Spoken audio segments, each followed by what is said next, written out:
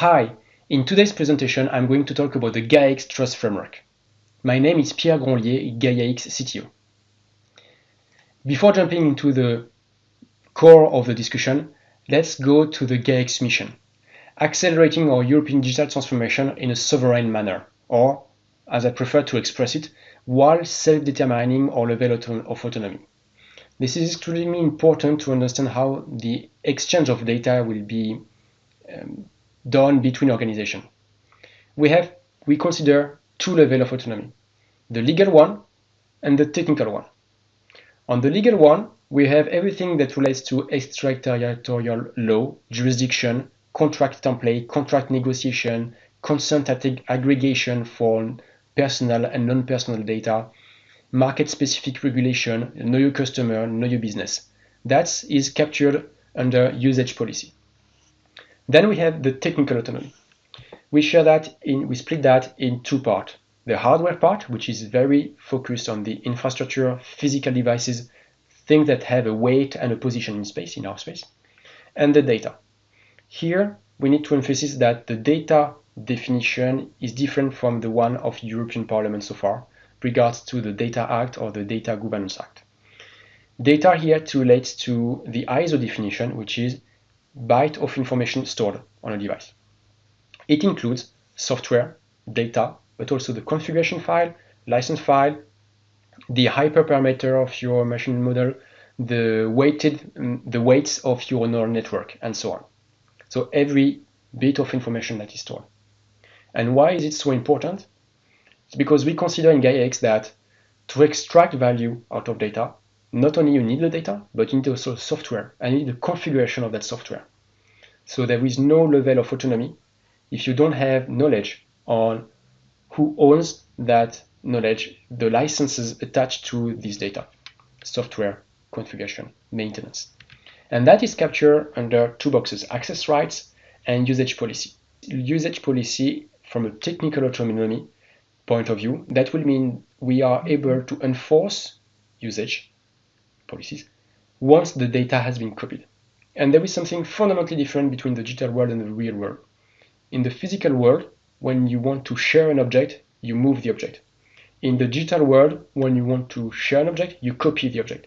And usage policy, basically, that's the capacity to, once the data has been copied, to still enforce usage from a technical point of view. Fortunately, we still have some technology that enables to do that. Fully homomorphic encryption, multi-party computation, but requires to, for example, recompile the algorithm, or that have an explosion of the size of the data sets. Federated learning, but not working for every algorithm. Compute to data, but we are not able to do a simple join SQL query. And this is very similar to something that exists sometimes in some area, so DRM, or even I can give the example of the HDCP protocol for when you want to share content through a HDMI cable. So that's the usage policies. And for that, because we don't have yet a silver bullet to address that, all the ecosystem are so far pointing to usage policy from a legal point of view, so with a contract and terms and conditions. All the boxes in blue will create a common digital governance for Gaia-X. So Gaia-X Ecosystem. Gaia-X Ecosystem, that's the virtual set of all the participant resources, service offering that comply with the rules from the Gaia-X Trust Framework. It means that we have existing ecosystem, for example, existing 1 to n, that are already existing and deployed in production. And what we want to do is that to have a common governance. So this Gaia-X Trust Framework powered by two services, the Gaia-X Register Services and the Gaia-X Compliance Services, which itself will be decentralized. So that might sound a bit abstract. I'm trying now to link that picture to a well-known architecture from the NIST paper, the Cloud Federation Reference Architecture, where you have a common digital Gaia-X governance, which is the trust plane, and then on top of it, an extended governance by the ecosystem themselves, which is the management plane, and then the technical interoperability at the usage plane. Important part, the small toolbox that you have, that's the Federation Services Toolbox. That's the project that we'll call GXFS or Gaia-X Federation Services that provide tools, services to power ecosystem in an interoperable way, providing catalog services, identity management, wallet, and so on. So let's go back to the Gaia-X Trust Framework. Trust Framework, compliance, qualification, certification. Today's, that looks like that. A formal process to go through where you have a CAB, a conformity assessment body, that comes and check physically in the real world what's happening.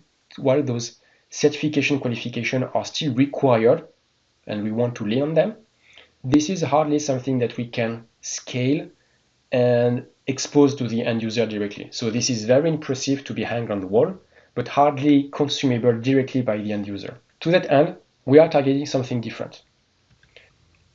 The Gaia-X Trust and Labeling Framework represent the total set of policies that we have for Gaia-X. The Trust Framework is compulsory and the Labeling Framework is optional.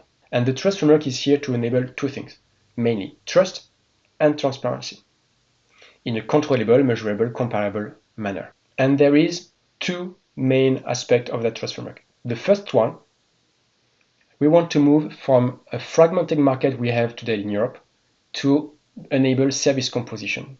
And now I'm going to make the link with the data pipeline, for example.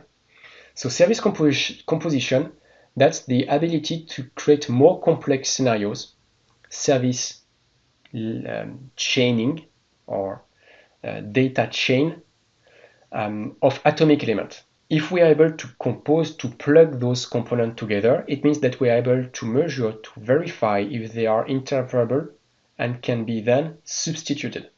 So that also creates transparency and enable to measure whether or not a workload, because again, this is extremely important, not only just the data, but the workload themselves are portable from one provider or hosting platforms. So on the top left, right side, you have an example of the knowledge graph, a very, very small one from a catalog demonstrator I wrote in March 2020, where you had a knowledge graph of verifiable signed claim. And at the bottom right part of the slides, you have an example of a data pipeline from Edge, here in that case a mobile, that gets data to a first service that get joined, for example, in a SQL join query, get processed, trained, and then the model is saved into a database or a cloud storage online. Imagine that now all the steps of that data pipeline are in different organizations. How do you enable that? Well, service composition is the answer. The capacity to plug services, data sets, from one organization to another, and to build a chain of services for more advanced scenario. That was about transparency. The second one is about the trust. The trust framework, how do you digitally enable trust? Well, we are all already familiar with this small lock that we have in your URL bar when you want to access your online services, bank, postal, energy, and so on. Trust comes from digital signature in the digital world. And that's what we want and what we are using inside the trust framework. We base ourselves in verifiable credentials. And there is three main areas that we check with this framework. The content itself, checking if we have all the mandatory attributes. Checking the value of the claim, is the value matching the requirement that we expect in terms of format, not value themselves, and the identity linked to the key used to sign the claims. Now, I'm going to make an example between the rules of trust framework and the rules of the labeling framework. In the trust framework, we can say that, for example, if Gaia-X was a car selling shop, all cars must have a color. And we have cars that can be red, green, blue, and so on. That's the user that chooses the car colors. Same thing with all services must have a service provider, and the service provider must have registered, identified, a legal country of jurisdiction. This is what we enforce at the trust framework, and we enforce that this claim is assigned by an identity which is trusted by Gaia-X. And on the labeling side, you can then, as a user, decide whether or not you want services to be subject to non-European law, for example. To summarize, the trust framework is first and all a measurable and comparable framework for attributes. This enables us to create a Gaia-X Trust Index that we will detail later. And this Gaia-X Trust Index is a function of service composition on one side and the signature identity on the other side. And this is enabling us to measure trustworthiness of a service, because trust is not binary. Second point, we don't take decision for the user. This is what we call in formal logic second-order logic rules, and that's the example I gave. We enforce transparency and verifiability of the information. We don't make a judgment on the value of the information itself. It enables traceability. So for data set, we know that there is a huge concern about personal data and also non-personal data. When you have personal data, you want to be able to follow, to trace the consent and to do consent aggregation. For services, you might want also to do policy attenuation. So when you grant something to someone, that someone else might and might not be, depending on the policy they receive, to delegate that access to someone else again. And that's something that can be computed right now. We have the tools and there are software that enable us to do that. All of those declaration claims are based on linked data. And we know that we have very mature and powerful stack for managing huge knowledge graph of web semantic. So we are very confident that this approach will also be scalable. And the last one, we are not doing a formal assessment. We want to leverage what is existing of the existing CAB, but we want to enable all these SMEs to be part of that framework and to expose their services so they can be composed with others and create more advanced scenario for the end users. Finally, and this is part of the Gaia-X registry services that we can detail later in another video, it's to have remediation and penalties for malicious actors inside the system. Thank you very much. My name is Pierre Grandlier and I'm staying at your disposal if you have any question. Bye.